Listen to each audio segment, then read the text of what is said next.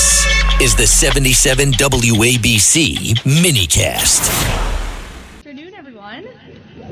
It's great to be back with all of you. It's good to see you. Good to be in this room. I'm glad everybody showed up today. Let's get back to work. We're going to begin with a few scheduling announcements. Tonight, as you all know, at 9 o'clock p.m. Eastern, President Trump will deliver a major address to the nation on protecting the integrity of our elections, and we encourage every American to tune in. On Friday, the president will travel to New York City to attend a FIFA reception at Trump Tower, followed by his attendance on Sunday at the FIFA World Cup between Spain and Argentina. His attendance will cap what has been the most watched, most secure, and most successful World Cup in American history. Yes, ladies and gentlemen, Karoline Leavitt has returned to the White House briefings with that humdinger this morning.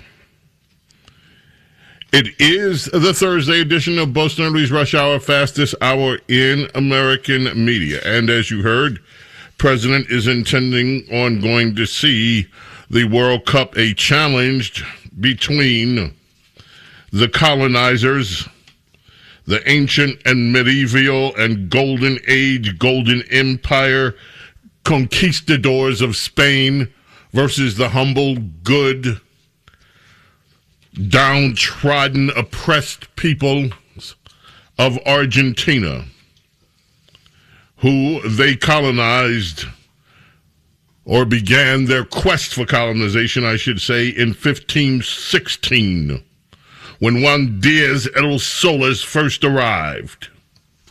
I'll have more on that as the World Cup draws closer. Tonight, however, even in advance of the president declaring that he would like to speak with the American people on media, the mainstream press is in uproar mode. New York Times. Trump is expected to revisit election security. Here is what to know. And they begin by saying Donald Trump has sowed doubts about the integrity of U.S. elections for over a decade. What he has not done is furnish proof to support his claims that there was widespread fraud, that foreign powers have hijacked votes, or that federal or state officials plotted to rig either the 2020 election he lost to Joseph R. Biden Jr. or other contests he has questioned.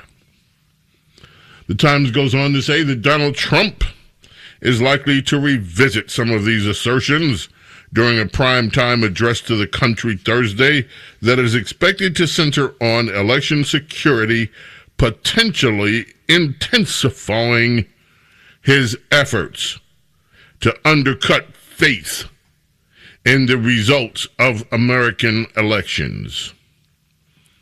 His false claims, however, have at times either exaggerated or obscured some genuine security concerns around elections, particularly as they relate to foreign meddling. Let me stop there. This goes on. If you print the whole thing, I printed out the 10. Oh, they also, later on in here, get into Georgia for a quick minute.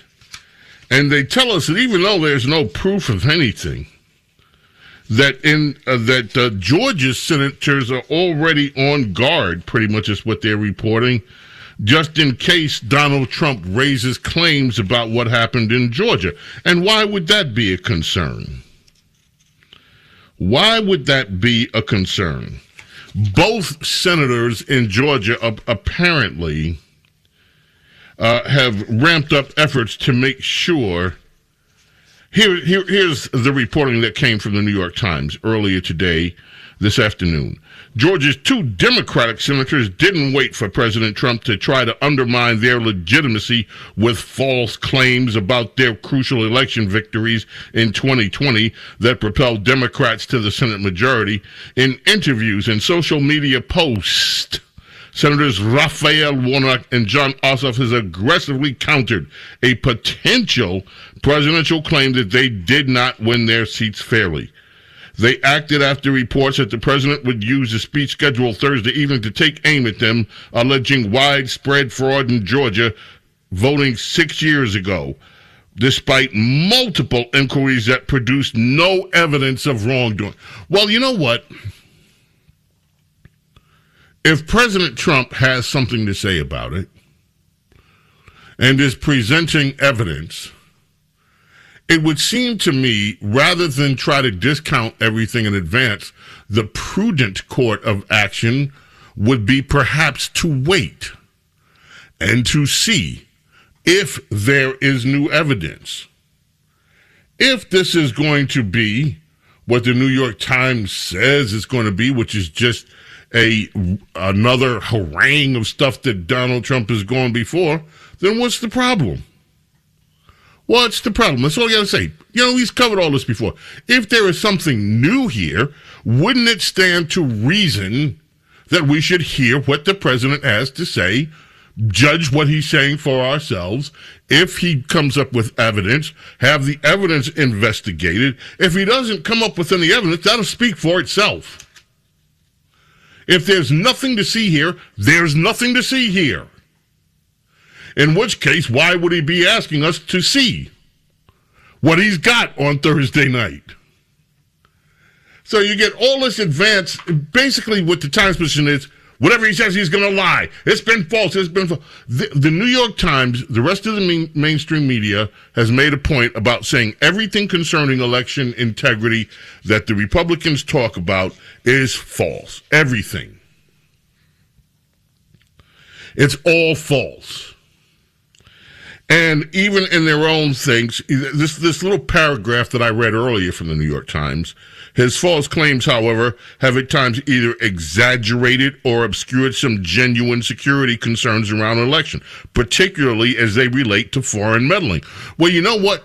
Particularly foreign meddling doesn't come to what most people that have studied our electoral system are concerned about. Most of us are concerned by the security problems around mail-in voting and ballot harvesting. And the New York Times doesn't bother to mention that, doesn't think it's a legitimate concern for people to have. It is a concern, and not an unreasonable concern, when you have states that allow third parties, unchecked, unvetted, to go around and collect ballots from people and then turn them in. That's a concern. And I don't know how it could be anywise. If I just said to you, oh, you know what? I got a friend. He's going to go out and collect a bunch of ballots and turn them in.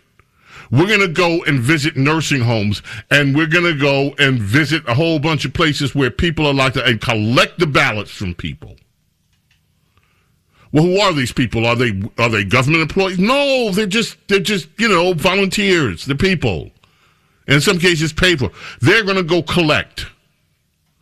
This entire ballot harvesting scheme that Democrats have put into effect in multiple states undermines the integrity of elections.